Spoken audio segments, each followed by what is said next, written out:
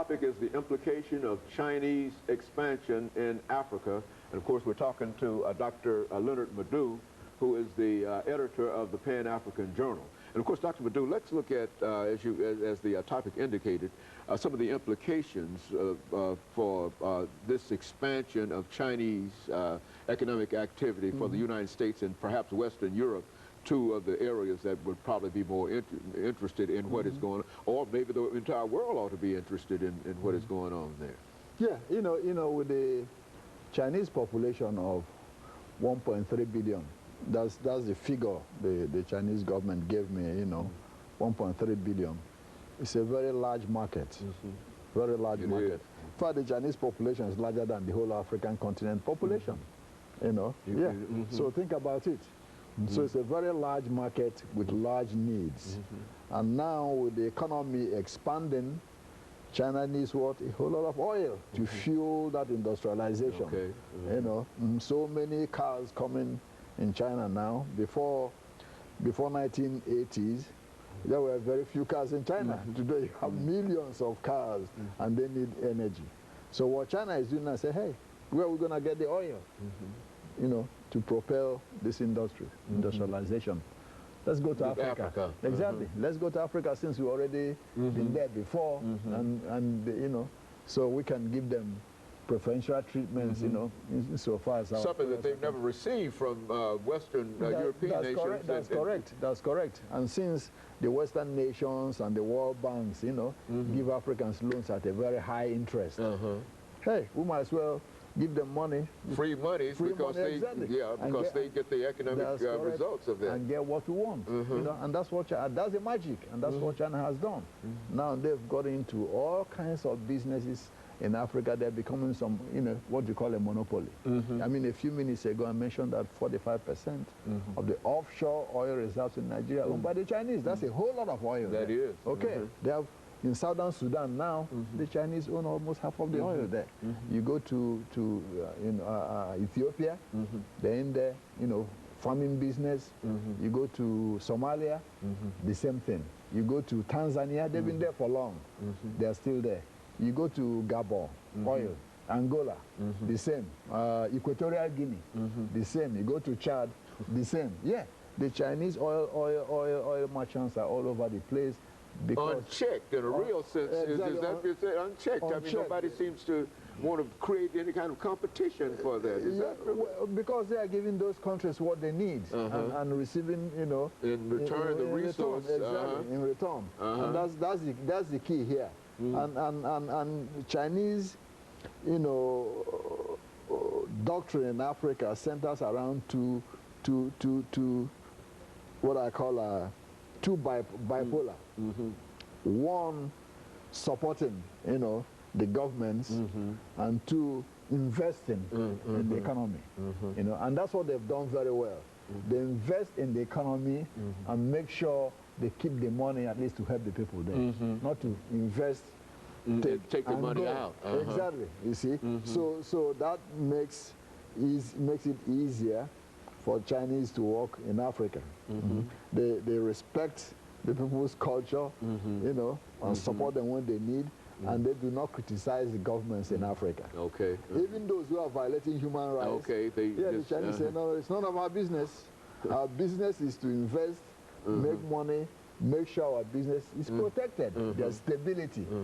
Whomever is the president or whomever party, we don't want to get involved. We don't want to criticize Mugabe. We don't want to criticize anybody.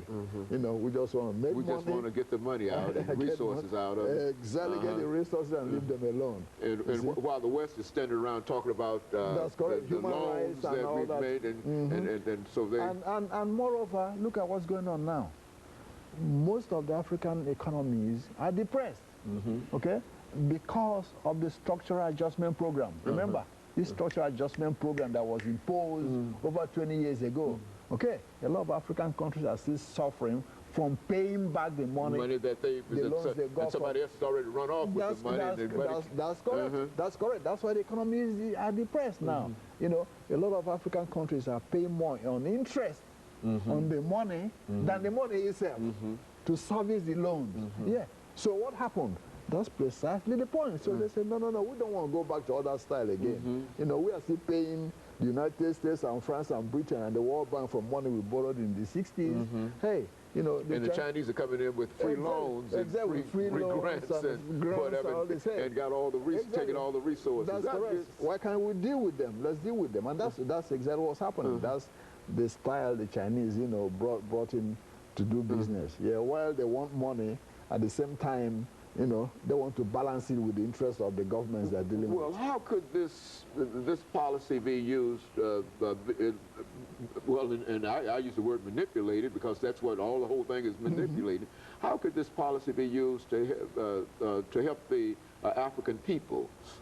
Well, you know, I think what African governments should learn, you know, from the Chinese is to privatize a lot of the government-owned, you know, structures. Most of the African countries are still operating on what you might call government, private, you know, enterprise. Most of the economy is in government hands, and no country ever grows where government runs everything.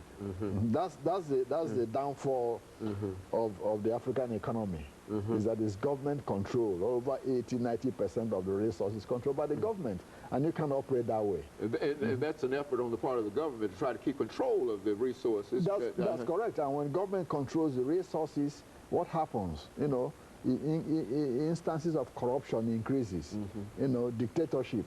The people, you know, because they don't have control of the resources themselves, they can't do anything about it. So that's why people at times wonder, say, well, why are those Africans very passive? You know, they just let somebody stay in power for years. Because the masses don't have the control of the resources to challenge the government. Hey, if the government is paying you, you can't start demonstrating against that government because you lose your job. Okay? So, but when the economy is privatized and say, hey, 90–95% of the resources in the hands of the people in private enterprises, yeah, people can then be able to agitate against government because government doesn't control their livelihood. But when government controls your livelihood and everything, it's difficult for you to agitate, you see? So that's very important. But though China is still what you call an authoritarian state, but it has privatized, you know, its economy to an extent. To an extent, you know, that it fuels growth and all this. Before, in the rural areas in China, you had what you call collectivization, you know, where farmers farm together, sell their products together, and then divide it together. Regardless of how hard you work, you still get the same thing somebody who's sleeping is getting, okay? But when Deng Xiaoping came, he said, no, no, no, no. You can have somebody sitting down, you know, digging a hole the whole day, and somebody digs 10 holes. You got to pay the person who dug 10 more than the person who dug 1. Okay? Yeah, that's what he did in the village. He said, hey, you know, we're not going to go back to that old thing. If you're a farmer and you can till the ground quicker than somebody, and, you know, hey, you get paid more. And that's what happened. Even though it's under the guise of collectivism and communism and all of that, he's still... we got to pay somebody who works harder, who can, you know, pay everybody the same. Some kind of incentive and some kind of motive for working. That's what he did. That's exactly what he did. That's what kicked off the economy. So because everybody thinks they're going to get the same thing, nobody wants to work harder than the rest. Well, over the last... what can the United States do? I mean, is the United States just forced to... sit on the sideline and watch all this activity go on, because this is a large market. Yeah, exactly. Well, you know, if you look at today, the United States gets more oil from Africa than from Saudi Arabia. And people don't know that, okay? Yeah, than from Saudi Arabia. And that's the problem. The question you asked is very important, because now, with all the problems we have in the Middle East, the United States say, hey, you know, Africa is our savior. Still, they have not, that's what I was wondering, still they have not looked to Nigeria and some of these other areas where the oil exists. We already get about 25% of oil here from Nigeria, okay? And so we already do a lot of... That's correct. But what is happening is that China is challenging that hegemony and saying, no, we're not going to allow them to take all that oil. We better go there and get most of it before they come in. There's a difference between getting 25% of it and 20% of it, even 10% of it. That's only need too. Very That's good. Correct. Yeah. Okay. And of course, Dr. Madu, we're going to have to call an end to this for today. Yes. But this is the information that we thought that you would bring to us, and we certainly appreciate that. Yeah. And of course, We know that some of these things will never work themselves out, but at least we have some information in reference to it. And of course, let me encourage our audience to tune in again next week for another informative edition of Comments. Thank you and good morning.